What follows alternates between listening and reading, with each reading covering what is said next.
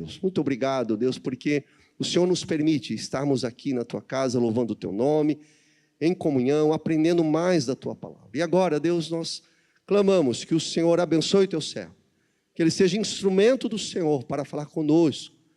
De nossa parte aqui, Pai, abra também os nossos ouvidos, nosso coração, nosso entendimento, que a Tua palavra possa encontrar um terreno fértil, Deus, e que essa semente plantada possa frutificar para a honra e glória do Teu santo e bendito nome. Fale conosco, assim oramos agradecidos em Cristo Jesus. Amém. Podeis assentar, irmãos. Obrigado, pastor. Obrigado, meus irmãos, pela recepção, pela acolhida. Muito obrigado. Nós vamos abrir a palavra do Senhor no livro de Apocalipse, capítulo 2. Pensando no tema igreja, já que os irmãos estão num período de celebrar o aniversário da igreja, 61 anos. Eu estou com uma Bíblia aqui emprestada, que tem exatamente a história da igreja. Eu vi aqui todo o esforço dos irmãos. Pela contagem que eu vi, esse é o 4º templo construído. 4º templo, quanto esforço, quanta coisa em 61 anos. E esse tempo, então, de celebração, muito importante, apropriado para a gente refletir sobre a nossa atual situação, não apenas em Bauru, Brasil, mas no mundo todo, no que se diz respeito à igreja, no que tange à igreja. Em 2040, se nada mudar, o cristianismo será uma religião minoritária nos Estados Unidos. Há 40 anos atrás, era 90% de cristãos. Nós vimos isso acontecer na Europa. E quando a gente olha para outras igrejas, os irmãos são muito abençoados. Com o pastor Hugo, certamente ter uma igreja abençoada é um pastor abençoado, sem dúvida alguma. Mas os irmãos são muito abençoados por ter uma igreja dinâmica, viva. Mas quando a gente olha à nossa volta,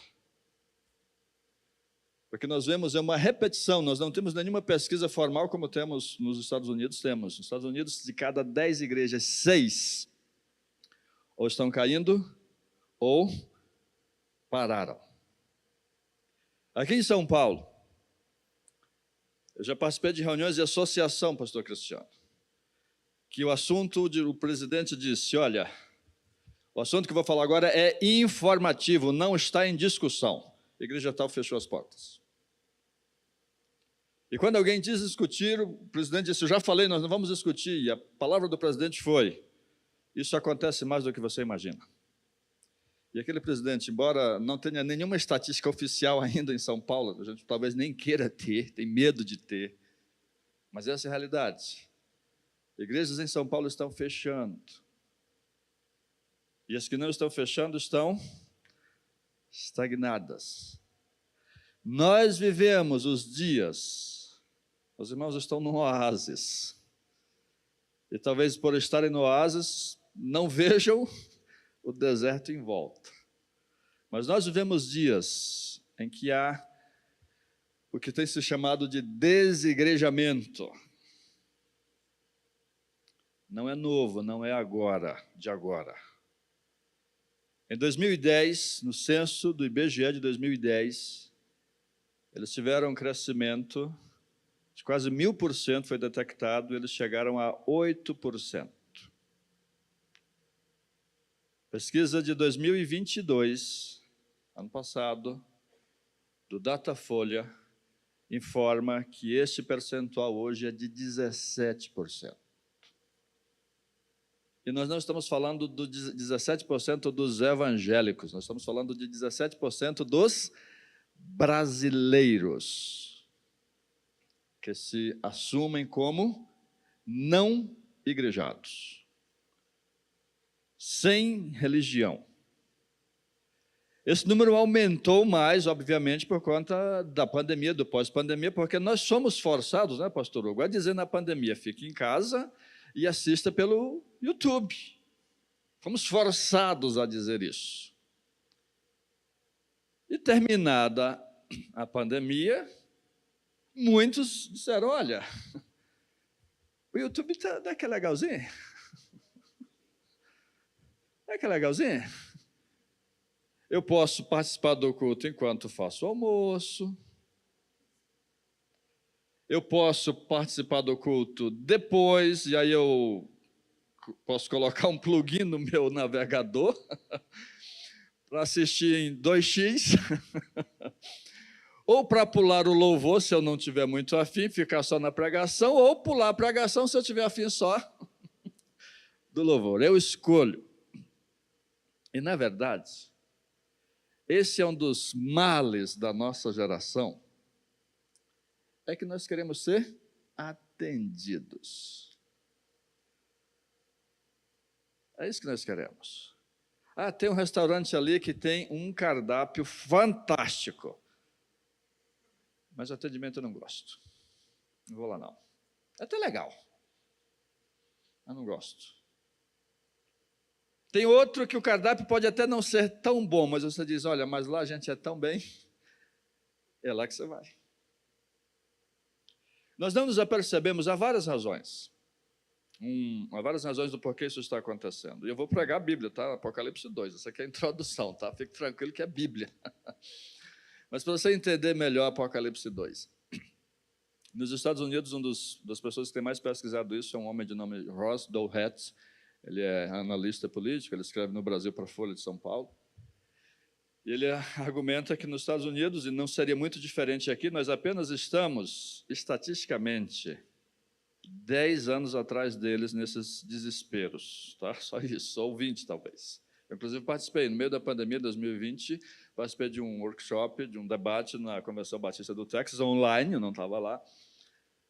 E a pergunta que me fizeram é, pastor, o Brasil hoje a gente vê como sendo os Estados Unidos de 20 anos atrás. Qual é o segredo? É lógico que eu falei de discipulado, de plantação de igrejas, lógico que eu falei dessas coisas que são o que nos mantém vivos, a visão missionária é o que nos mantém vivos, é o que nos mantém de pé. Mas esse articulista, ele coloca que lá, e eu repito, a gente só está uns 10 anos atrasados, mas a situação é muito parecida. Ele coloca 3 coisas. Primeira, Evangelho da Prosperidade, que trouxe muita frustração.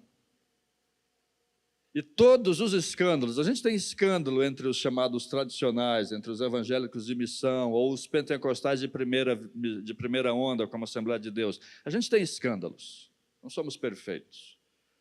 Mas, praticamente, tirando um caso ou outro, de um adultério, tirando um caso ou outro que houve uma queda moral, a grande maioria, quase a totalidade dos escândalos que vão para a mídia são de movimentos ligados à teologia da prosperidade, onde a santificação é colocada em segundo lugar, onde a missão é colocada em segundo lugar, e Deus é aquele que está ali para lhe atender.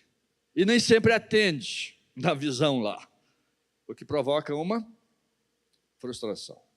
Segunda causa é a religião da autoajuda, um púlpito que deixa de ter Bíblia e passa a ser só, vai dar certo, você é vencedor, Deus tem uma palavra para você, vai dar certo. Junto com o púlpito da autoajuda, pastor Hugo veio worship. Uma celebração que não é a Deus, é uma celebração que é a você. Um Deus que está lá, coitadinho, precisando que você cante para Ele. Precisando que você fale com Ele, senão Ele vai ficar tristinho. Um Deus que parece que está a seu dispor. E aí o que a gente percebe com essa análise é que, no final das contas, a grande causa de tudo isso nos nossos dias tem um nome, chama-se humanismo. O Manifesto Humanista está na sua 3ª edição. Ano passado, o tema de missões nacionais foi Só Jesus Cristo Salva. Nós fizemos questão de colocar o só, porque essa é a mensagem que não cabe mais na nossa geração. Se você diz, olha, você está errado, a pessoa diz, é o seu ponto de vista. Não tem mais verdade. Não tem mais nem gênero agora, né?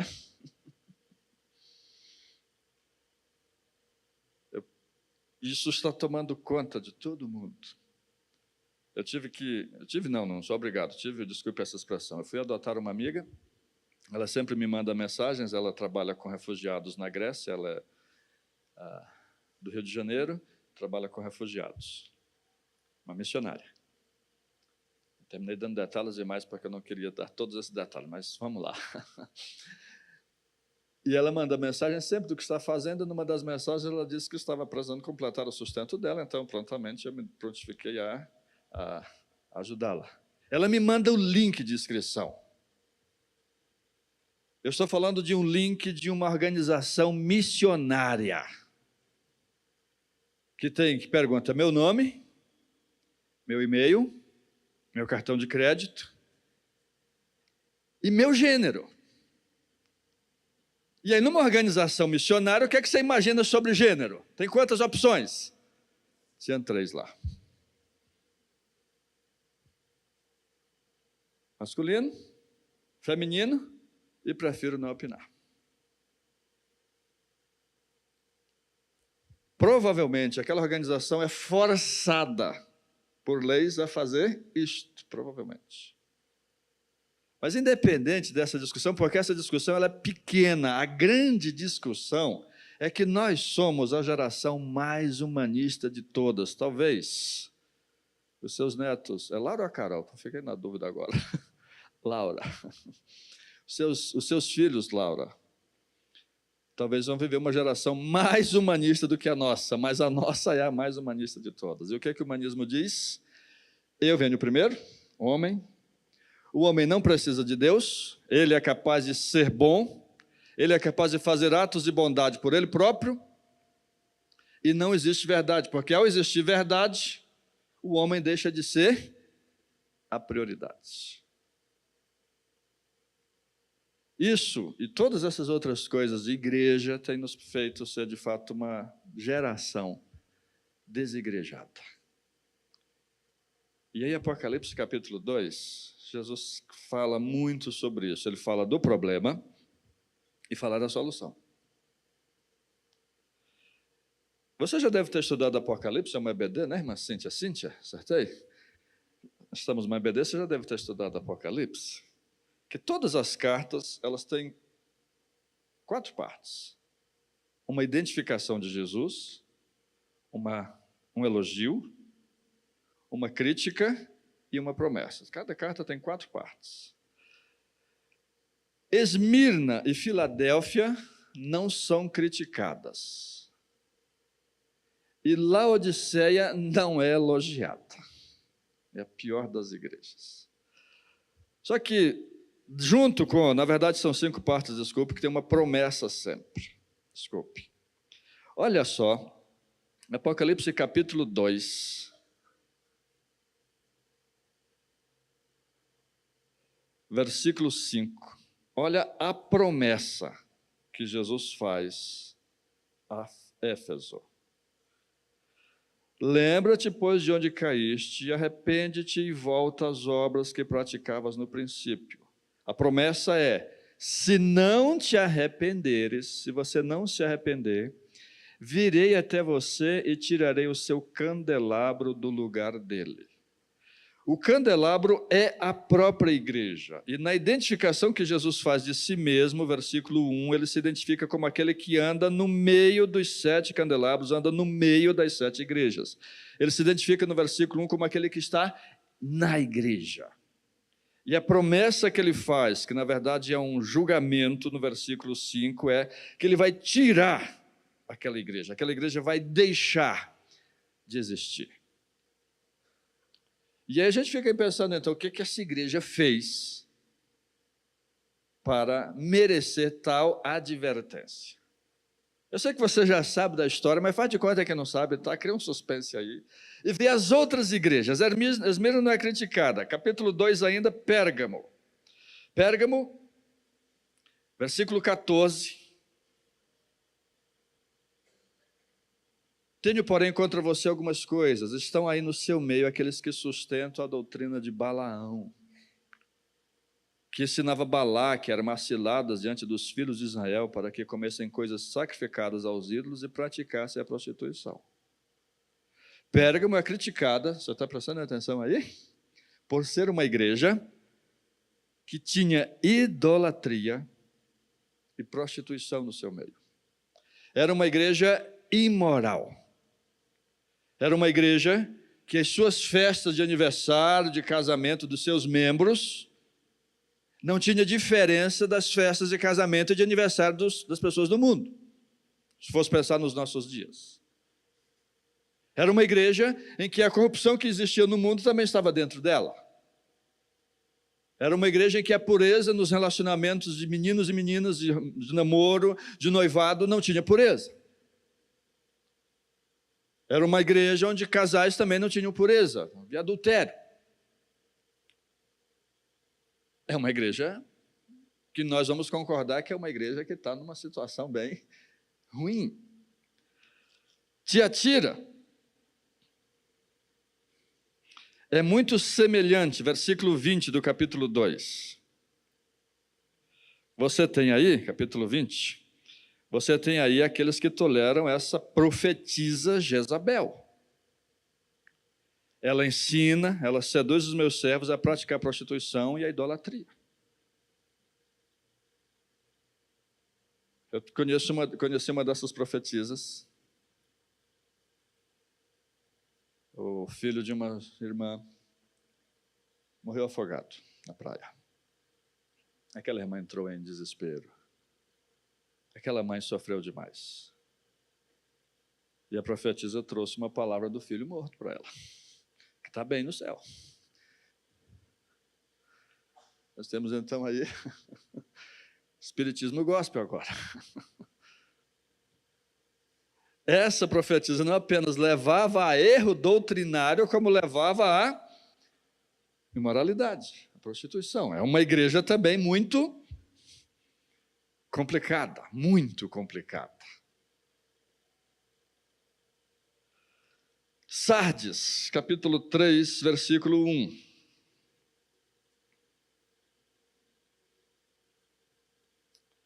Eu conheço as tuas obras, você tem fama de estar vivo, mas na verdade está morto. Aniversário da cidade era celebrado aonde? Em Sardes. Posse do prefeito? Em Sardes. Diversos certificados de utilidade pública, mas com uma membresia que não era espiritualmente viva. Ativa, mas morta aos olhos do Pai.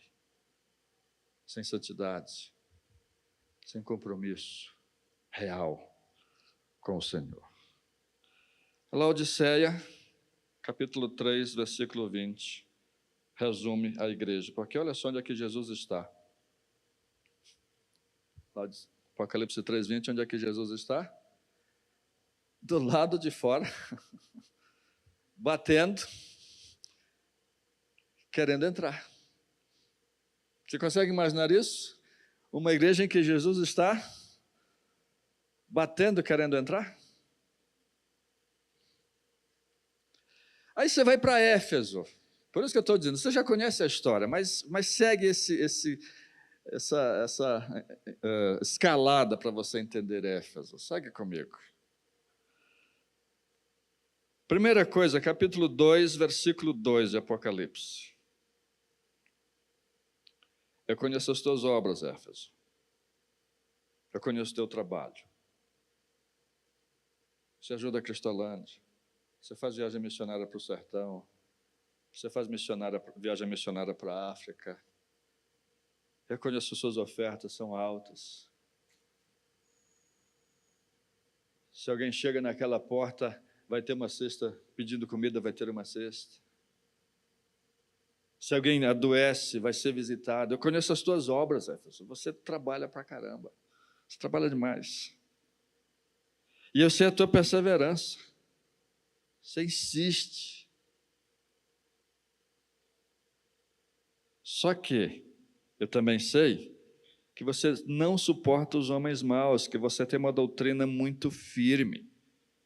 Você encontrou alguns aí que se diziam que eram apóstolos, mas não são, e você foi na palavra, você examinou e desmascarou essas pessoas. Você é firme na doutrina, Éfeso. E você também tem perseverado, versículo 3. Tens perseverado, inclusive suportou provas por causa do meu nome, sem esmorecer. No momento de perseguição, você estava firme. Mandou colocar 3 opções para gênero no seu cadastro de membros, você disse, eu não boto. Só é 2. Acabou. Perdeu isenções, o pastor foi ameaçado de prisão, mas não boto. Você suportou provas. Não parece uma igreja boa? Eu tenho argumentado, eu disse que em novembro vai ser lançado um livro sobre isso, Igrejados, Desigrejados e Discípulos. Eu argumento que o grande problema do desigrejamento não está no desigrejado, está no igrejado. Porque nós é que estamos sem comprar a briga contra o humanismo. A briga não é contra a identidade de gênero, é uma parte. A briga é contra o humanismo. E nesse texto de Éfeso, Jesus diz mais ou menos isso, é a interpretação que estou fazendo, porque essa igreja firme nas obras, na doutrina, recebe uma crítica, que essa crítica do versículo 4 faz com que ela receba a advertência do versículo 5 de deixar de ser igreja. Qual é a crítica, versículo 4? Você abandonou o amor. Você é firme da doutrina, mas você não ora. Você conhece tudo, mas não faz discípulos.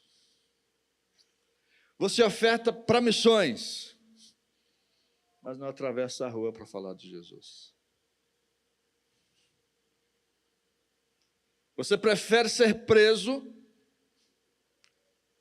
para ser fiel, mas não abre mão de assistir o jogo para falar de Jesus para uma pessoa. Você faz o principal para cumprir tabela. Você não tem mais amor.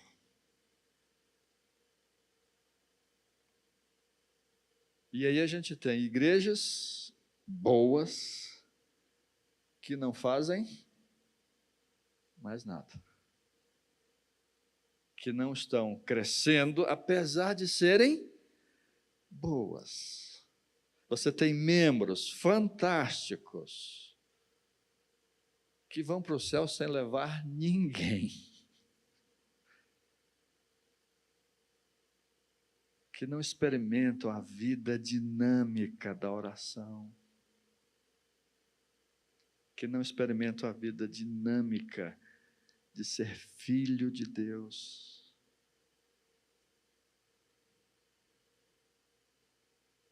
Que são servos e não filhos. Isso é um passo para o desigrejamento e um passo para não ver mais a separação. Porque talvez você não lembre, mas essa história de desigrejado é um termo novo. Estou trabalhando a medida do meu amigo cameraman aqui. Tenho que ficar quieto, né? Não consigo. Talvez você lembre bem que essa história de desigrejado é uma palavra nova, por conta do humanismo, inclusive. Como é que a gente chamava essa turma em 1990? Desviado. Pronto. Excluído da igreja. Simples. Hoje não pode mais, hoje é desigrejado. Antes era claro, está congregando é crente, não está congregando, não é. Era simples. A gente foi, então, mudando de desviado, que é ofensivo, não pode mais, para sem religião, para agora chamar de desigrejado. E o problema dele, ou a diferença entre ele e o igrejado, a gente não consegue mais perceber. Tem tantas razões para isso. Um dia desse eu fui conversando com uma irmã na igreja. Ela disse, pastor, eu não vim para EBD. Tinha que ficar cuidando do cachorro. É. O Brasil tem mais pet que brasileiro. É a média de 1 a 3 pets por brasileiro hoje. Eu tenho a Tina. A Tina é fantástica. Eu gosto demais da Tina. A Tina tem 5 anos. Mais 10... a Tina vai estar precisando de cuidados paliativos. E lá vou eu, de repente, não ir para a igreja porque eu tenho que ficar de manhã para cuidar da Tina. Sim, é a vida que está se criando nos nossos dias. Como o compromisso geral tem diminuído, tem sido difícil definir o que é o igrejado do que é o desigrejado. Por isso, voltando para Éfeso, ou sem sair dele, pastor Cristiano, é que Éfeso recebe uma crítica tão dura, uma advertência tão severa, por algo que, humanamente, aqui na nossa avaliação, compara aí. A igreja é firme, tem doutrina, é ativa, compra briga para ser firme. Não é uma igreja melhor do que aquela que tem Jezabel, do que a que tem Balaão, do que a todas as outras. Não é uma igreja melhor? Pois é. Para Jesus não é, não. É impressionante a palavra de Jesus. Você vai deixar de existir como igreja se não mudar. Você vai morrer se não mudar. Nós recebemos uma vez uma oferta de uma igreja dos Estados Unidos, em que os irmãos disseram, essa foi a oferta do nosso último culto. Foi o culto em que nós decidimos fechar a igreja. E gostaríamos de que fosse usada, na Amazônia de preferência, para construir uma igreja. Nós gostaríamos de, nesse último culto, sair com a sensação de que a gente morreu aqui e continua lá. É um sentimento até interessante. Deixaram de existir. Porque se não há esse amor que Jesus está falando, nós não passamos esse amor para frente. Aquela igreja deixou de existir, aquela específica dos Estados Unidos que estou falando, que hoje existe na Amazônia, num templo na Amazônia, porque seus filhos não continuaram a igreja. E se não há amor, só doutrina, eu posso até passar a doutrina para meu filho, mas a doutrina não vai segurar meu filho na igreja, não. Se eu não passar amor, o amor que eu tenho por Jesus, se eu não passar isso para o meu filho, ele vai ser um desigrejado. Garantido. Com certeza. Até porque a nossa juventude está vivendo nesse mundo humanista onde não precisa de tantos limites. Então, doutrina não é mais uma coisa tão importante como era na nossa época. Na nossa época era simples, né? Adventista é isso aqui, Assembleia é isso aqui, Batista é isso aqui, Presbiteriano é isso aqui. Você ainda consegue identificar quem é quem hoje? Talvez só Adventista por causa do sábado. Mas Presbiteriano, Batista e Assembleiano ficou tudo igual. Calvinismo está em todo lugar, independente se você concorda ou não, não é discussão, mas está nos 3. Pentecostalismo está Nos três, não tem mais diferença. Essa é a nossa geração. Então, ou eu passo amor para meus filhos, para meu filho, ou nós passamos amor para a nossa geração, para a próxima geração, ou doutrina não vai segurá-los. E não tem segurado nos últimos 20, 30 anos, e por isso nós vivemos o ápice do desegrejamento com a tendência de piorar. Não estou querendo trazer uma mensagem tão desanimadora num domingo de manhã, não, mas esse é o nosso mundo. E aí, a minha palavra para uma igreja que completa 61 anos, pastor Hugo, com a sua permissão, para um oásis no meio desse deserto, é de que os irmãos se multipliquem. Individualmente. E também na região. Como? É o segredo que Jesus passa em Apocalipse capítulo 2. Versículo 5 de novo.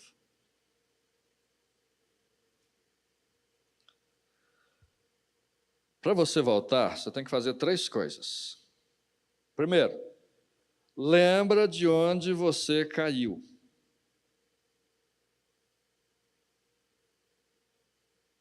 Eu vi que os irmãos cantam hinos do cantor cristão. Falei isso com o pastor Hugo agora.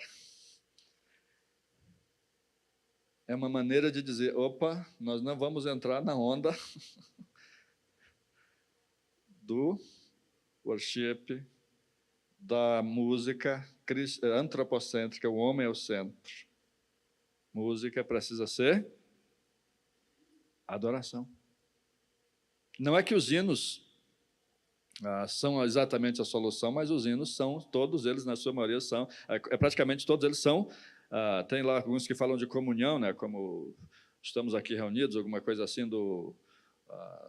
sumiu o nome dele aqui, mas tem uns que falam de comunhão, fóruns de ano novo, todos são adoração. Embora fale de comunhão, fale de ano novo, fale de crianças, tenha uma mensagem, o foco é a missão. Ou Deus, não o homem. Isso que os irmãos estão fazendo é uma forma de dizer, nós não queremos cair, nós não queremos... E nós lembramos, nós estamos vendo onde a gente estava, para onde a gente estava indo. Chegou o momento em que a gente disse, a gente estava indo para cá e, na verdade, tinha que vir para cá. Lembrar é reconhecer. Isso vale para a sua vida, isso vale para o seu casamento. Essas 3 palavrinhas aqui é o segredo de como resgatar o primeiro amor em qualquer coisa. Está chateado com o seu trabalho, faz essas 3 coisas que você vai recuperar o sentimento pelo seu trabalho. O casamento está meio ruim, faz essas 3 coisas que você vai reacender o amor. Primeiro, lembra de onde caiu. Reconhece como começou. Reconhece aquele tempo que a coisa começou a desandar. Segundo, arrependa-se. Reconheça que está errado. Reconheça que precisa voltar. Arrepender-se é exatamente mudar. Esse sentimento de dar a meia volta, de retornar para o caminho que deveria nunca ter saído. E o terceiro,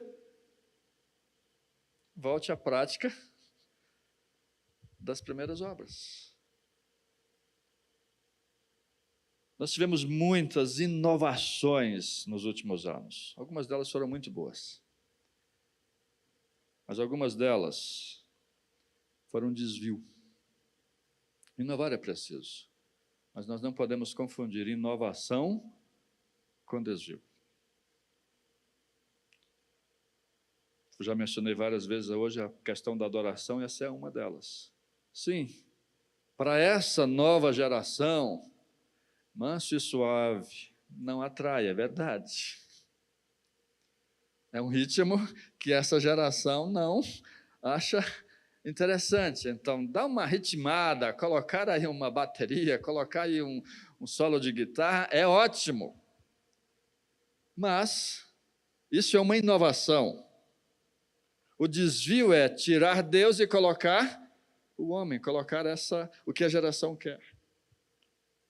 Eu lembro no meu ministério, no começo, eu sou do tempo de catedral, sou do tempo de oficina G3, eu sou do tempo que fruto sagrado.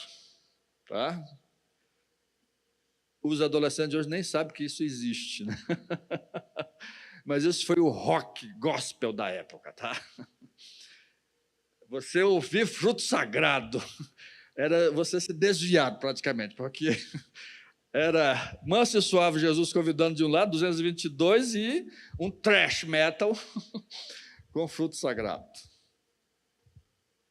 Fruto Sagrado parecia Black Sabbath praticamente. E aí, vocês também, os adolescentes também não sabem o que é isso, né? Porque adolescente sabe o que é jovem Dionísio, sabe o que é outras coisas.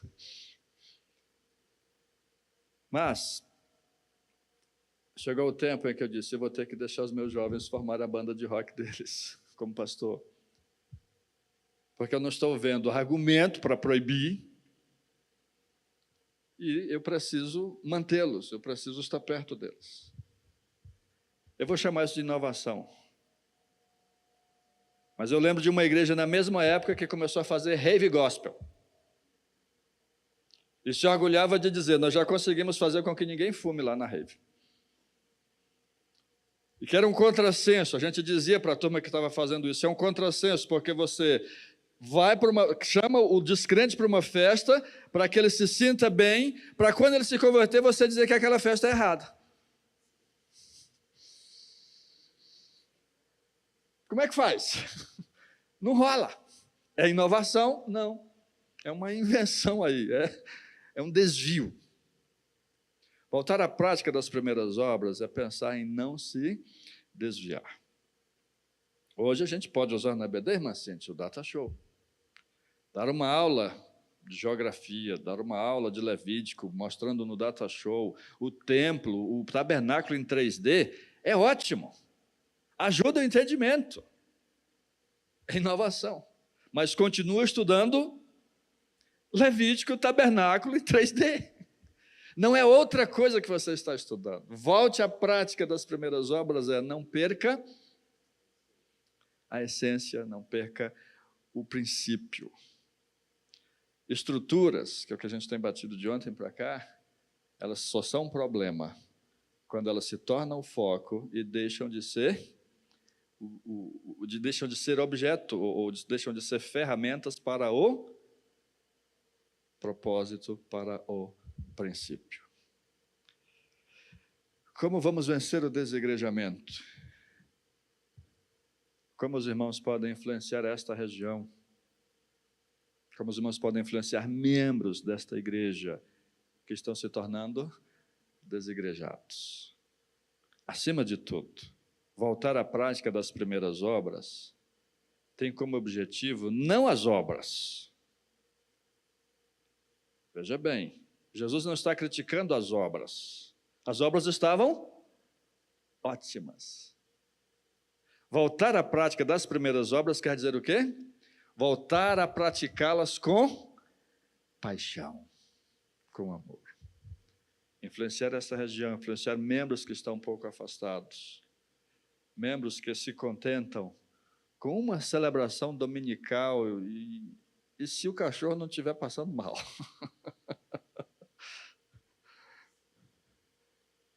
Precisam ser incendiados na paixão. Voltar à prática das primeiras obras é voltar a praticá-las com paixão. E aqui é importante entender que há duas palavras no grego que ajudam a gente a entender isso. Primeira é que são as palavras para amor. Primeiro é o amor eros, de onde vem erótico. Como é que funciona o amor eros? Primeiro você tem um sentimento. Não gostei da Cíntia. Esse sentimento leva a um pensamento. Espero que eu não encontre com ela. Terceiro, leva a uma atitude. Se ela sentar numa ala, eu vou sentar na outra. É assim que o eros funciona. Sentimento, pensamento, ação. O eros ama o que merece ser amado, ama o que atrai. O ágape ama até o que não merece ser amado. Não é pelo que está sendo amado. O ágape ama não o que está sendo amado. O ágape ama porque ele ama. É dele a decisão. Então, em vez de primeiro sentimento, é o pensamento. Olha, até que eu não fui com ela. Não gostei dela. É um pensamento. Mas isso gera uma atitude. Deus ama. E isso que eu estou sentindo, eu tenho que superar. Então, o que é que eu vou fazer? Em vez de sentar numa ala diferente, eu vou sentar perto. E quando eu sento perto, que começa a conversar, qual é o sentimento? Olha, eu estava enganado. Que bom que eu agi assim. Voltar à prática das primeiras obras é fazer, sim, como Éfeso fazia. Éfeso fazia na marra. É fazer, sim, mas fazer com a intenção de ver esse amor ser desperto. Voltar à prática das primeiras obras é fazer com a intenção de que seja feito com amor. Voltar à prática das primeiras obras não é aumentar as obras, é aumentar o amor. Assim nós vamos evitar nós mesmos de sermos os desigrejados e vamos ajudar outros a também não serem. Nos últimos anos esse assunto tem me tomado muito do meu tempo, do meu pensamento. O pastor falou que eu viajo para vários lugares do Brasil, sim, e sempre que eu viajo eu fico perguntando, eu gostaria de congregar aqui?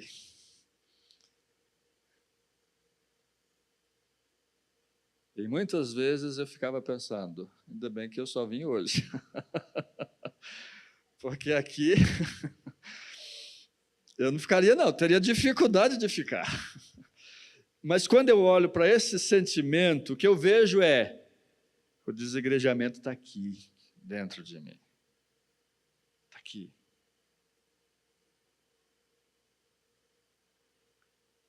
Hoje eu gostaria de ter ficado no hotel dormindo. Está dentro. Voltar à prática das primeiras obras não é só vir, é vir com paixão. E aí eu concluo, contando a história do jovenzinho que se converteu e chegou na igreja e queria orar. Até na reunião do MCM ele estava lá. Participava de tudo. E aí um diácono chegou para ele e disse, ô meu irmão, queria te pedir uma coisa. Dá para você ficar quieto? Não sei se você percebe, mas você está se tornando antipático. Você está querendo participar de tudo, você está se envolvendo com tudo, você está numa euforia que incomoda. E o jovem disse, mas meu irmão, Jesus está dentro de mim, eu me converti, é bom demais esse negócio. Mas vai passar.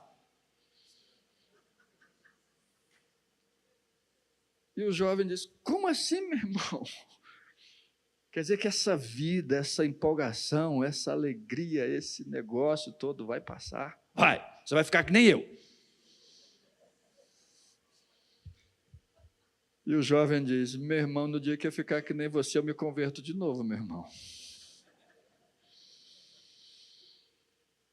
Pode ter certeza. É isso, meus irmãos. Talvez a gente esteja precisando se converter de novo.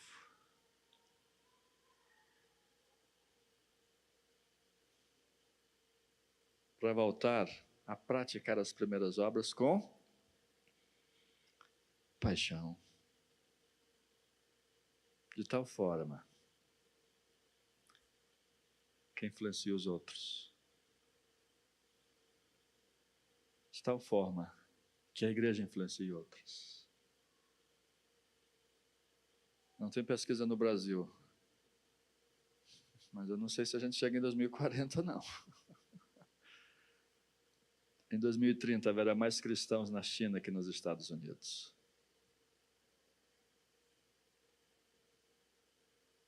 Porque eles não estão se convertendo de novo. Que o Senhor nos ajude a não sermos nem igrejados e nem desigrejados, a sermos discípulos apaixonados por Jesus e por fazer novos discípulos.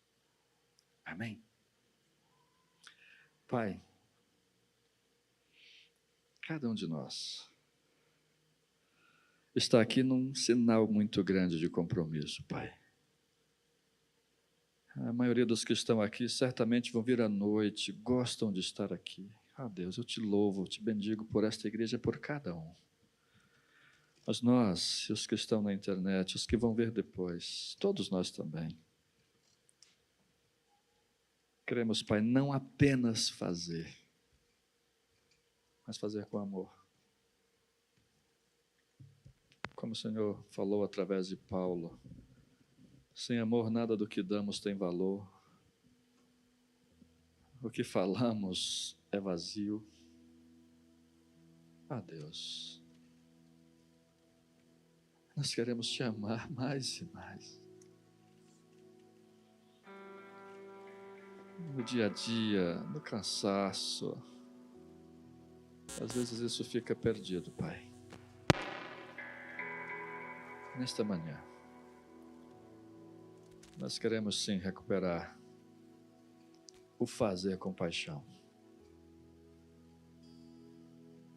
Se é preciso se converter de novo, Pai, nós queremos isto. No nome de Jesus. Amém.